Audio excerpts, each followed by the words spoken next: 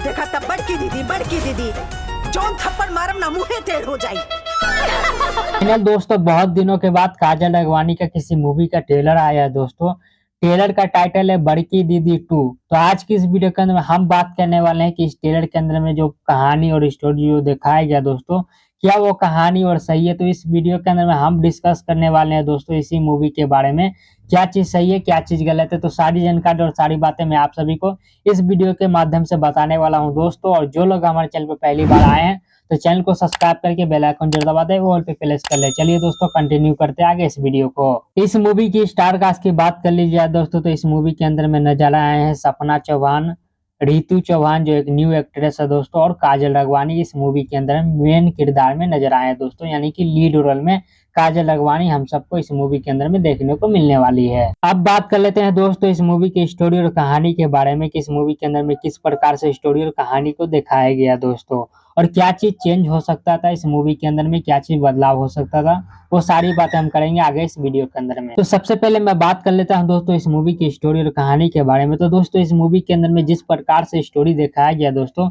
एक बड़की बहन का स्टोरी दिखाया गया, एक सौतेली बेटी का स्टोरी दिखाया गया, एक लाचार बाप का स्टोरी देखा गया, एक मजबूर बहन का स्टोरी इस मूवी के अंदर में दिखाया गया दोस्तों। तो ये सारी स्टोरी और कहानी दोस्तों इस मूवी के अंदर में होने वाली है दोस्तों। वहीं पर अगर काजल अगवानी के रोल की किरदार की बात कर ली जाए दोस्तों, तो काजल अगवानी इस मूवी के अंदर में एक बड़ी बहन का किरदार निभा रही है दोस्तों, और साथ ही साथ वो एक सौतेली बेटी भी है। बड़की दीदी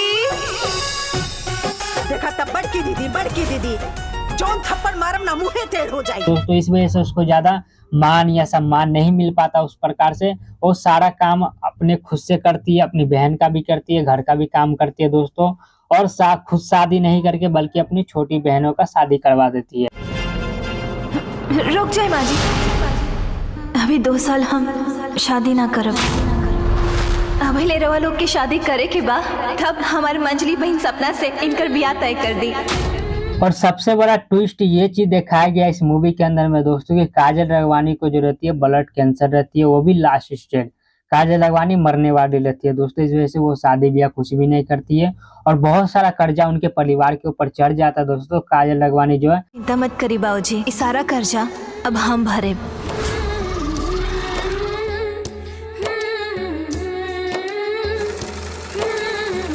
अलग अलग तरीका से करके कर्जा चुकाने का कोशिश करती है, चाहे वो बच्चा को पढ़ाई लिखाई से जरिया हो या फिर सिलाई मशीन से जरिया हो, या किसी भी प्रकार से वो सोचती है कि मेरे घर का कर्जा जो सॉल्व हो जाए दोस्तों। तो कुछ इसी प्रकार से आप सभी को इस मूवी के अंदर में स्टोरी और कहानी जो दोस्तों देखने को आप सभी को मिलने वाली है।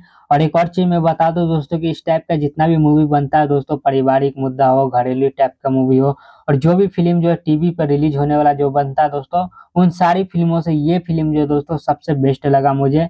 बेस्ट इस वजह से लगा दोस्तों कि इस मूवी के अंदर में काजल अगवानी का जो किरदार है वो दमदार है दोस्तों, और काजल अगवानी जो इस मूवी के अंदर में एक्टिंग किया है जिस तरीके से दोस्तों, वो भी काफी कमाल है दोस्तों, तारीफ के लायक है एक्टिंग इस फिल्म के अंदर में काजल अगवानी का। अगर आप लोग ध्यान से इस मूवी का ट्रेलर देखे होंगे दोस्तों, तो काजल अगवानी का जो है तबीयत ज्यादा खराब रहता है ब्लड कैंसर की वजह से, लेकिन दोस्तों काजल अगवानी का आंख के नीचे आप लोग देखिएगा तो रियल में डार्क सर्कल बना हुआ है। हालांकि वो मेकअप के द्वारा भी बनाया गया या फिर नेचुरल भी हो सकता है, लेकिन दोस्तों जिस तरीके से काजल अगवानी को इस मूवी के अंदर में दिखाया गया विदाउट मेकअप नहीं लगाई है काजल अगवानी ने, और एक नेचुरल तरीका से वाइफ आ रहा है दोस्तों काजल अगवानी को देख करके, रियल में वो बीमार है दोस्तों, ऐसा लग भी रहा है इस मूवी के अंदर में। तो काजल अगवानी का दोस्तों किरदार और उनका एक्टिंग और परफॉर्मेंस सभी चीज बेहतर है दोस्तों। वहीं पर दोस्तों सपना चौहान की बात कर ली जाए, रितु चौहान की बात कर ली जाए, तो उन दोनों का कैरेक्टर जो है दोस्तों, किरदार जो उतना दमदार तो नहीं है, लेकिन दोस्तों इन लोगों ने एक्टिंग जो ठीक ठाक कर लिया था। लेकिन दोस्तों एक्टिंग में बदलाव लाने का जरूरत था, इन लोगों का नेचुरल एक्टिंग निकल के नहीं आ रहा था दोस्तों। जैसे कि सपना चौहान का जो एक्टिंग मुझे कोई खास जमा नहीं, वहीं पर रितु चौहान ने अच्छी तरीके से एक्टिंग किया, अपने परफॉर्मेंस को बेहतर किया और बेहतर हो सकता था, ऐसा मुझे लग रहा है दोस्तों, मेरा ओपिनियन ये है। बाकी आप लोग को क्या लग रहा है आप लोग नीचे कमेंट बॉक्स में लिखकर बता सकते हैं दोस्तों।